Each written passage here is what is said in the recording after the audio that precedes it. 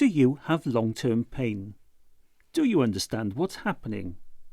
You can learn more about persistent or chronic pain and what you can do for yourself to help manage it at a free 2-hour pain education session. When people come to pain education sessions, they are maybe still in a place where they've not had very much success managing their pain. See, when we deliver the sessions to people, it's not pain educators and participants, it's one big community. We're all living with chronic pain, we get it. You find a lot of people start to become more open, more receptive to it, because I feel it gives them that bit of hope, because I can honestly say I have been where you've been and I get it. I'm David Craig, I'm a clinical psychologist and I've worked for the last 25 years in pain management in Glasgow, and these classes are designed to empower patients with chronic pain to understand more about the pain and how to manage it themselves. I'm Joan, and I did the pain management programme, which is a 10-week programme. That was January to March 2023, so I'm a graduate, 2-year graduate. I waited 2 years to get put on the programme, and I wish at the start of that somebody had just sat down and explained to me what pain was. If I understood that, I wouldn't have been so miserable for the 2 years waiting for it to happen. But nobody really explained to me what it was. So a pain that comes and goes, like toothache, that's a recurrent pain. So that's the first type. Acute pain, that's more like this. So you break your ankle or you burn yourself, that's acute pain. And that's a type of pain that comes, you will heal. Then there's what we call chronic pain. So there's a number of different terminologies for that. Some people might say persistent pain or long-term pain. I was taught to call it chronic pain, and chronic pain is defined as a pain that lasts for more than 3 months. But it's less easy to explain. So if you go to the doctor and you say, I've got a pain here and it's happening every day, the first thing they're going to tell you is what you've not got. So they start doing tests to find out what you've not got. And it doesn't respond as well to drugs. As this, you know, if you burnt yourself or you've broken something, you get medication and it takes the pain away. Chronic pain doesn't work that way. It just happens all the time. So somebody who takes part in the sessions will expect just to get some hints and tips and also some experience from people with lived experience on the nature of chronic pain, but also how it affects activity, how it affects mood, how it affects sleep, and what they can actually do about those individual areas to help themselves. If we look at this toolbox that we've been talking about, then there are ways of actually managing your pain and managing your activity.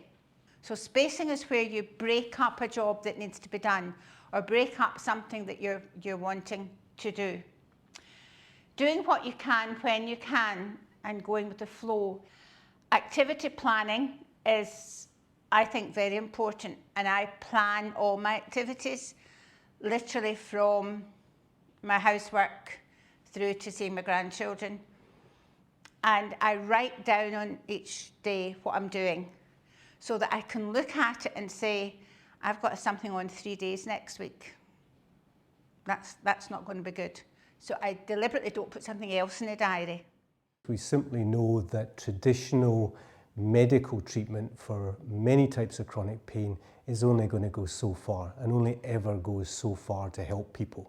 And indeed, the more medical treatment that we often give people, the more they get in the way of side effects and the more focus there is on trying to get rid of pain or trying to get it alleviated.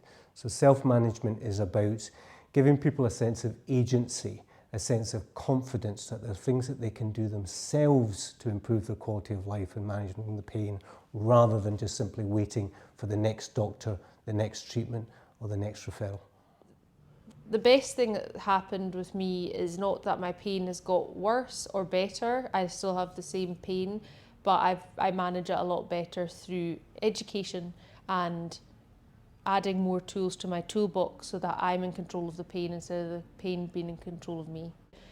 I try to help people feel empowered by giving them more tools, and my tools might not be the same as their tools, but it's what helps them. The power of these classes come through the delivery of the information by people with lived experience. That takes the information to a whole other level, and a level that health professionals who don't experience chronic pain really can't take that information to. Everyone's pain journey is different, And I think talking with people who live with chronic pain helps. See, when we deliver the sessions to people, it's not pain educators and participants, it's one big community. We're all living with chronic pain, we get it. We're seeing it in our feedback all the time. I did a session yesterday and somebody said, yes, the presentation's wonderful, but the most important thing for me was the fact that I was with people that could relate. So pacing is where you have something to do or where you want to build your activity, but you do it in manageable steps. So the blue line indicates the background pain that you have, and we all have a background pain. Our baseline is what we can do comfortably before the flare-up pain kicks in. Baseline is starting off very steadily and then building up something. Georgina spoke about overthinking things and changing your thought process. I don't need my brain system, my system to tell me that there's a potential for fear. I make it all up in my sleep. So I can go to bed, quite the thing, and then wake up in the middle of the night and I'm dying because I start overthinking. One thing leads to another, and I can't get back to sleep and I toss and turn, and then I get upset and then I start to worry and then I get stressed and we're back in that stress cycle. I can't get to sleep, pain wakes me up, and I just go round and round in circles. I don't know if you've heard about the 15-minute rule. So if you haven't fallen asleep in the first 15 minutes, get up for 15 minutes. But in the pain management program, they told me not just to get up for the 15 minutes, but to go to a different room. So it's all about the brain. So I would go to a different room. That could be walk downstairs and then walk back up. And then I'll go through my same routine that I have to go to bed. So I'll go back into the bathroom, brush my teeth, brush my hair, put my cream on. Because I'm telling my brain again, it's time to go to bed. Right. And then I start to feel sleepy. What I don't do is put on an iPad or a phone, because the blue light will make you even more awake. While doctors and other health professionals can quite easily deliver this information, we find that the information is enriched to a very significant degree when it's delivered by people with lived experience. It's only people with lived experience that really understand the information that's being delivered from a personal level, and they're also able to impart aspects of their own experience that tune with the slides. So it kind of brings the slides to life, really, and the information to life, like nobody else can. I had somebody who was a pain trainer come and tell me her story, and it just blew me away. I thought, wow, if I could get a little bit of her success to do something I liked, then I'll be happy. I can die happy. For more information about pain education sessions, you can call 0300 222 5774. Text 07480 632 774. Email pain-education@painconcern.org.uk. Go to Pain Concern's website at painconcern.org.uk. Scan the QR code on the screen or ask your health or care professional for more information. I now live a full, active life, and I'm the mum to an almost 5-year-old little boy. And again, that was something that I never thought I'd be able to do, is to have children. I never thought I'd be pain-free or medication-free enough to actually have a child.